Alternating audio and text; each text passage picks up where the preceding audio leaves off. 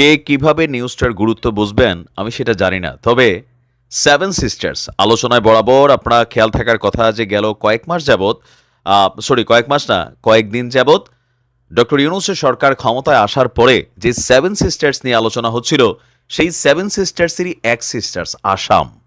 আজকে আসামের যিনি মুখ্যমন্ত্রী আছেন, তিনি আপনার যে বক্তব্য দিয়েছেন, এই বক্তব্য সরাসরি ভারতের সাথে সাংঘর্ষিক। ভারতের মিডিয়া, ভারতের মন্ত্রী, ভারতের প্রধানমন্ত্রী, ভারতের যেই পার্লামেন্ট, ভারতের পার্লামেন্ট বলতে আমরা বুঝাচ্ছি কংগ্রেস, বিজেপি, আরও যে দলগুলো আছে, এরা একটা জায়গায় এসে বাংলাদেশের সাথে কাউন্টার করে বসছে যে ডক্টর ইউনূসের সরকার আসার পরে দেশে আমাদের হিন্দু ভাইদের উপর নির্যাতন শুরু হয়েছে।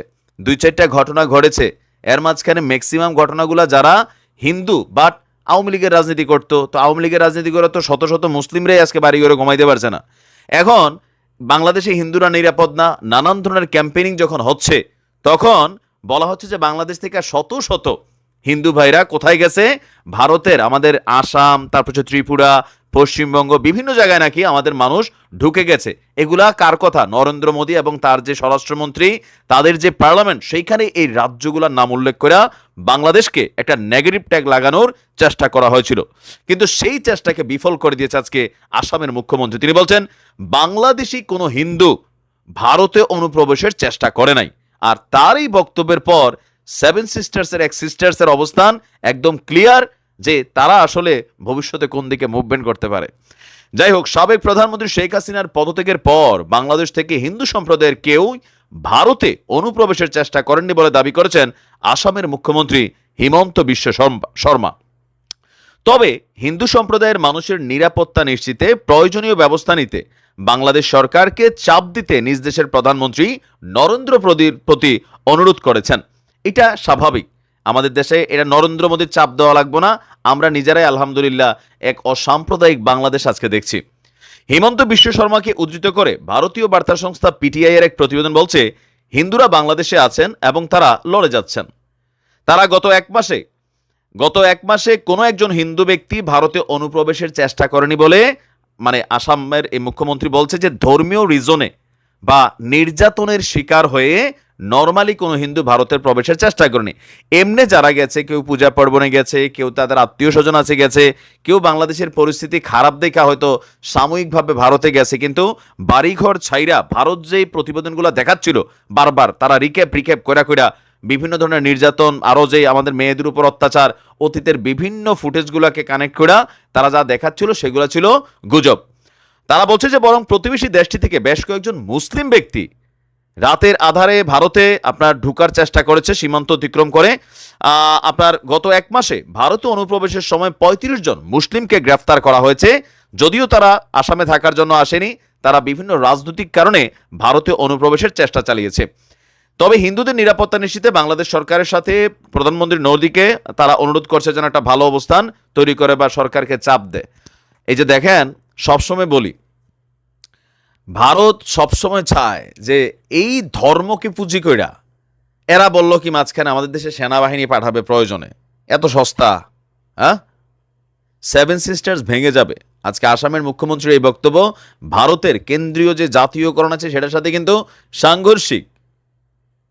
বিভিন্ন সময় মিথ্যা গুজব ছড়াইতে আজকে তাদের দেশের মানুষই কিন্তু এগুলা প্রকাশ করছে যে কোনটা সত্য কোনটা মিথ্যা। এর আগে পশ্চিমবঙ্গ, কলকাতার মুখ্যমন্ত্রী কিন্তু বলছিল যে বিজেপি সরকার উদ্দেশ্য প্রণোদিতভাবে মিথ্যা বলছে। আমি ধন্যবাদ জানাই তাদের এমন সুন্দর বক্তব্যের জন্য। আর আমাদের দেশের হিন্দু ভাইদের উদ্দেশ্য বলি, দেখেন, সংখ্যালঘু সম্প্রদায় শব্দটা আমার কাছে অ্যালার্জেটিক ফিল হয়। আমি যা, আপনিও তা। মিডিয়াতে যে কোনো দেখা, ভারতের বিভিন্ন গণমাধ্যম আছে বাংলা ভাষাভাষী, তারা বাংলাদেশের রিউমার ছড়ায়। আপনারা এগুলা দেখা হুট করে কোনো রকম ফেসবুকে স্ট্যাটাস অবস্থান নেন না। ঘটনাটা কবের, কোথায়, কোন জায়গায়, বাংলাদেশের মানুষের অবস্থান তো বোঝেনি। আমরা যারা আছি কখনোই ধর্মভিত্তিক ইস্যুতে আলাদা কোনো রকম হিংসা, বিদ্বেষ, এই ধরনের মেন্টালিটি পোষণ করি না।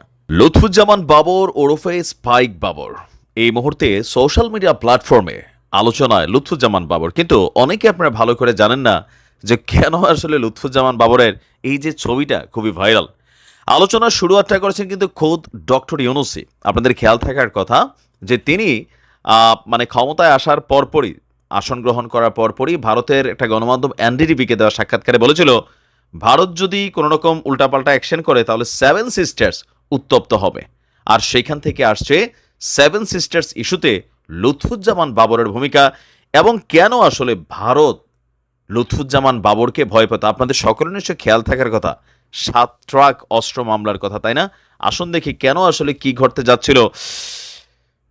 ভারতের সেভেন সিস্টার্স মানে উত্তর পূর্ব অঞ্চলের 7টি রাজ্যগুলোর নাম হচ্ছে কি? ভারতের অরুণাচল প্রদেশ, আসাম, ত্রিপুরা যেখান থেকে এখন বন্যার ইস্যু হচ্ছে, নাগাল্যান্ড, মণিপুর, মিজোরাম এবং মেঘালয়। বেসিক্যালি এই 7টা রাজ্যকে একত্রে বলা হয়ে থাকে সেভেন সিস্টার্স। তো অনেকে ভাবেন যে লুৎফুজ্জামান বাবর হচ্ছে ভারতের কাছে মোস্ট ওয়ান্টেড একটা নাম। লুৎফুজ্জামান বাবর সেভেন সিস্টারে একটা বিদ্রোহী দল বানিয়ে ভারতকে অস্থিতিশীল করতে চেয়েছিল। আর চীন পাকিস্তান মিলে ভারতের যতটুকু ক্ষতি পড়তে পারেনি তার চেয়ে বড় ধরনের ক্ষতির দিকে এগিয়ে গিয়েছিল লুৎফুজ্জামান বাবর। 2004 সালের ঘটনা আপনাদের খেয়াল আছে, 10 ট্রাক ভর্তি অস্ত্র, গোলাবারুদ, রকেটের লঞ্চার নিয়ে ভারতে পাঠাতে চেয়েছিলেন তিনি। তখন তারা নিজেদের দেশে গৃহযুদ্ধ শুরু করেছিল। অরুণাচল প্রদেশ, আসাম, ত্রিপুরা, নাগাল্যান্ড, মণিপুর, মিজোরাম এবং মেঘালয় মূল ভারত থেকে তারা আলাদা হতে চেয়েছিল। আর সেখানকার আন্দোলনকারীদেরকে 10 ট্রাক অস্ত্র সরবরাহ করতে চেয়েছিলেন তৎকালীন সময় লুৎফুজ্জামান বাবর, কিন্তু দিন শেষে সেটা তিনি করতে পারেন না। এমনকি সেই মামলায় তিনি পরবর্তী সময় গ্রেপ্তার হয়ে দীর্ঘদিন যাবৎ তিনি এখনও জেল খাটছেন। আর এই মুহূর্তে লুৎফুজ্জামান বাবরকে বের করার জন্য অনেকেই চাচ্ছেন। আর বিশেষ করে যারা ভারত বিরোধী একটা শক্ত অবস্থানে আছে তাদের বক্তব্য, ফেসবুক, সোশ্যাল মিডিয়া আপনারা যা বুঝতে পারছেন যে এই মুহূর্তে ভারতকে শায়েস্তা করার জন্য লুৎফুজ্জামান বাবরকে জরুরি। তবে ডক্টর ইউনূসের সরকার কখনোই এই কাজ করবে না যে বাবর সাহেবকে মুক্ত করে মানে সেভেন সিস্টার্সকে উত্তপ্ত করতে দিবে, এটা কূটনৈতিক কারণে হবে না। আচ্ছা, আমরা যদি দেখি তার ব্যাকগ্রাউন্ডটা একটু দেখি যে কেন তিনি বরাবরই আলোচনায়। 1958 সালের 10ই অক্টোবর লুৎফুজ্জামান বাবরের জন্ম। তার প্রাতিষ্ঠানিক শিক্ষা কিন্তু খুব বেশি না, মাত্র এইচএসসি পর্যন্ত। 1991 সালে প্রথমবারের মতন নেত্রকোনা থেকে সংসদ সদস্য নির্বাচিত হন। 1996 সালের 15ই ফেব্রুয়ারি বিতর্কিত নির্বাচনেও তখনও তিনি আপনার সংসদ সদস্য নির্বাচিত হন। ওই নির্বাচনের পরপরই বিএনপি যখন সরকার গঠনের প্রস্তুতি নিচ্ছিল তখন দলের ভেতরে অনেকেই ধারণা করছিলেন যে লুৎফুজ্জামান বাবর গুরুত্বপূর্ণ কোনো মন্ত্রণালয়ের দায়িত্ব পাবেন। 2001 সালে বিএনপি নেতৃত্বাধীন যে সরকার গঠিত হয় তাদের মধ্যে প্রবল ক্ষমতাবান ছিলেন এই লুৎফুজ্জামান বাবর। মনে করা হয় যে বিএনপি নেত্রী এবং ওই সরকারের প্রধানমন্ত্রী খালেদা জিয়ার বড় ছেলে তারেক রহমানের সাথে তার ঘনিষ্ঠতা ছিল খুব বেশি। 21শে আগস্ট 2004 সালে গ্রেনেড হামলা মামলায় 18 মার্চ 2012 সালে তারেক রহমান এবং বাবর সহ তালিকাভুক্ত 30 আসামির নাম যুক্ত হয়েছিল। আর 1 অক্টোবর 2018 সালে এই মামলায় তাকে মৃত্যুদণ্ড দেওয়া হয়েছিল। পরবর্তী সময়ে 2004 সালে ধরা পড়া যে 10 ট্রাক অস্ত্রের চালান মামলা 3 অক্টোবর 2010 সালে সেই মামলায়ও তাকে শো নোটিস দেখানো হয়। খালেদা জিয়ার নেতৃত্বে যে সরকার ছিল, যে ব্যাপক আলোচিত ঘটনাগুলো এর মধ্যে ছিল 10 ট্রাক সমপরিমাণ অস্ত্র, বাংলাদেশের ইতিহাসে সর্ববৃহৎ অস্ত্র এবং গোলাবারুদের চালান আটক করা হয়েছিল।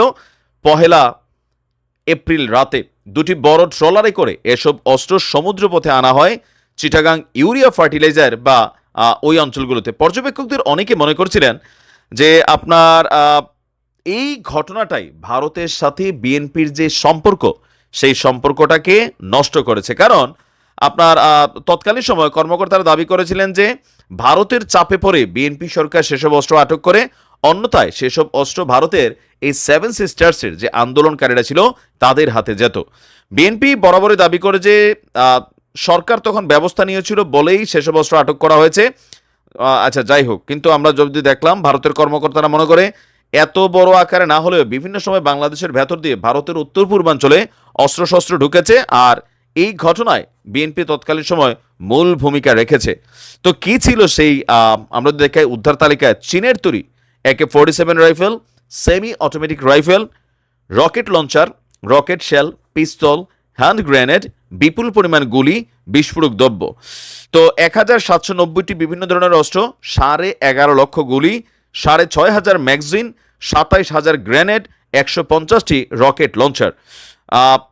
তো এরপরে আমরা যদি দেখি সেই ঘটনা থেকে ভারতের সাথে বিএনপির সম্পর্ক খারাপের দিকে গেছে, আর আওয়ামী লীগকে যথেষ্ট পজিটিভ চেয়েছে।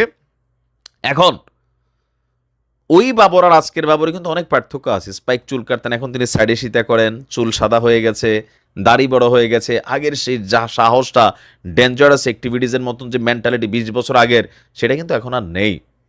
এখন তিনি বের হলেও আসলে ওইগুলা করার সুযোগ পাবেন না।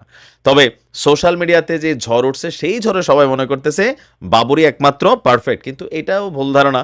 ভারতের সাথে এই ধরনের পাঙ্গা নিয়া আমরা যারা সোশ্যাল মিডিয়াতে মনে করি আর কি, এগুলা সম্ভব হবে না কখনোই।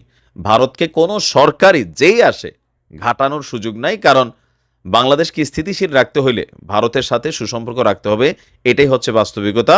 তবে এতদিন যাবৎ সুসম্পর্কে মানে ছিল জি হুজুর জি হুজুর করা, এখন হচ্ছে জি হুজুর না, বন্ধুত্বের জায়গা ঠিক থাকবে, হিস্যার জায়গা, অধিকারের জায়গা সমান থাকবে। এটাই হোক আগামী দিনের নীতি।